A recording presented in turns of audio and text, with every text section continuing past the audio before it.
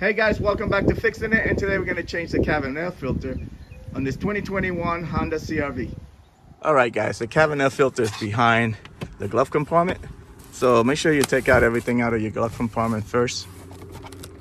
Next we're going to pull down on this little latch, just unsnap it down like that. So it's just like a little hook. Next, push in on the sides like this, and this drops down. And your filter is right in there. All right guys, your filter is right here. You just push in on this tab, and on this tab this cover comes off, and this is your filter. It looks like the original filter. It's like coming apart, so I'm taking it out, and here we go. Yeah, it's never been changed though. All right guys, this is the part number you need, and this is your filter. Make sure that the arrow for the airflow is facing down, okay?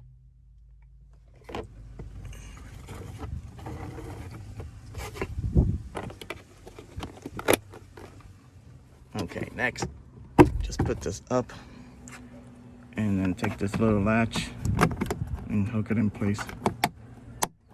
That's it. All right, guys.